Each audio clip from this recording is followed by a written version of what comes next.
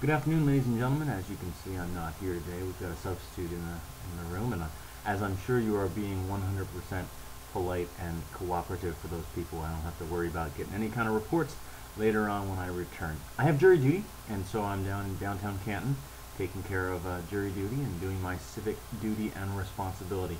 Some people find that to be somewhat annoying. I don't have a problem with it. Actually, I think it's just fine, especially since I can continue your biology education via the wonderful wide world web of interneting series of tubes and things.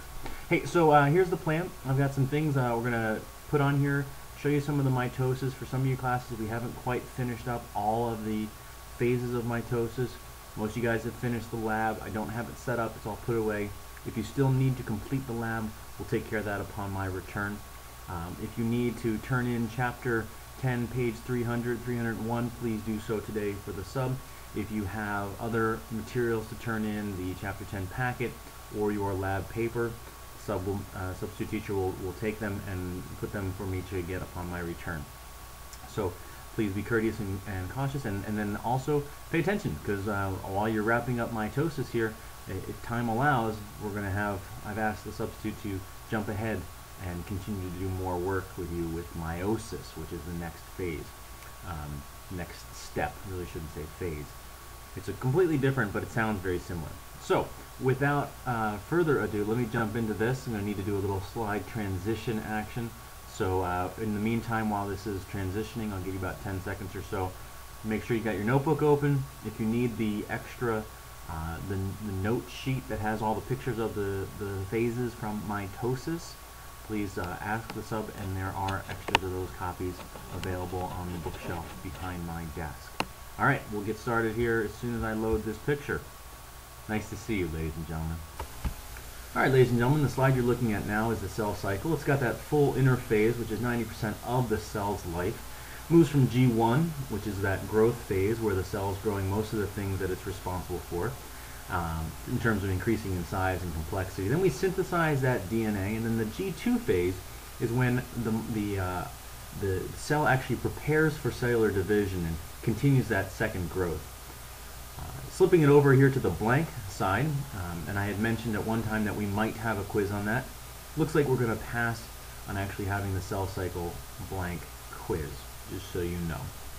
Alright, so moving on to the next slide, and as it comes up, you're going to see it's actually going to show you the total overview of all the phases of mitosis. Interphase, prophase, excuse me, metaphase, anaphase, early telophase, and late telophase. We don't have a true cytokinesis in here because we don't have the two separate cells put together.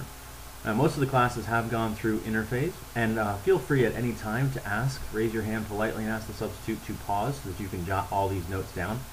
Each slide only runs on the screen for about 35 seconds or so, just as a heads up there so that you know what you're getting into. But most of us have seen interphase, and we have talked about it. Remembering in all the phases, we're going to look at the nucleus, the cytoplasm, and what's going on in the DNA. Moving on into prophase, again, we have spent time with all of the classes on prophase. Membranes being dissolved, normal functioning cytoplasm, but our DNA is starting to supercoil, that's correct. And it is visible in the light microscope. And you were able to see this when you were looking through your scopes last week for prophase. I didn't have this in our slides for you to find, but bear in mind that late prophase or early metaphase, depending on where we are, those are those prophase molecules, all that chromosome is starting to coil up, but they're not lined up yet, but the centrioles have formed. Here's a true metaphase, and many of you guys found this in the onion cell.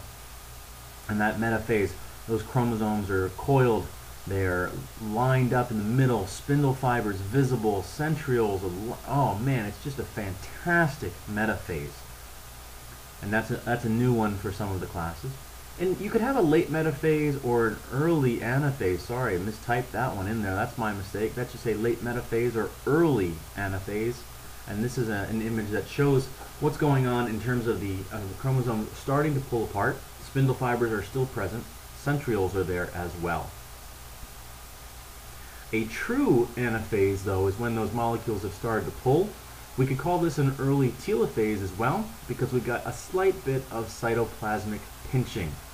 Chromosomes have pulled to the opposite poles, that's the yellow arrow, and the orange arrow shows where the cytoplasm is starting to pinch, which is why we can call this an early telophase. And DNA is still coiled as a chromosome though, nice and easily visible. Most of you guys saw an anaphase or an early telophase as you were going through your lab, and you were able to easily find those. So that was excellent. Finally, we got a true telophase. Two new cells are starting to form.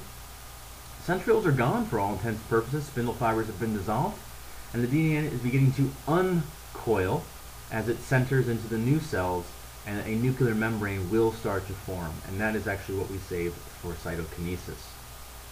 So that is the the details on those slides, and what we can do is pause the video here and go back and stop and see any of those that we need to see to jot any notes down. But again, feel free to pause my voice at any time. The last bit we have here is a very stylized picture, but we still see the interphase, prophase, prometaphase, metaphase, anaphase, and telophase. Just we have all of our stylized neon colors where chromosomes are kind of purpley, spindle fibers are green, and things surrounding the cytoplasm are kind of red. Bearing in mind that you often have different colors for different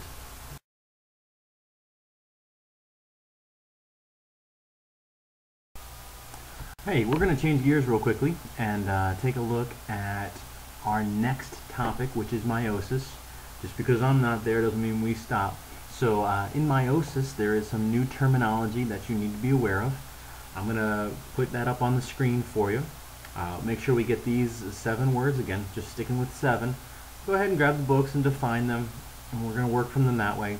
If time allows, and that's one thing about doing it online, I don't know what kind of budgeted time or how we're doing on our time for the class. If time allows, we can ask the substitute to play the first video that I've loaded for her or him, I don't know, and so that we can go into the comparison of the children and their parents, and also the vocabulary and some of the phases of meiosis. Just want to make sure that you guys have plenty of content and plenty of the work to do so that we can make sure everything gets taken care of while I'm gone. Hopefully I'll be back in the building on Tuesday. We won't know. I won't know until Monday, and if I get picked on a trial, I might sit for the week. We'll see. We'll find out from the jury duty that I have to do. So I'm going to put that next couple of slides up, and you guys will be all set. Thank you again for your attention. I'm sure that you've been very well behaved for the sub, and I hope to see only good reports when I return. Thank you very much, and have a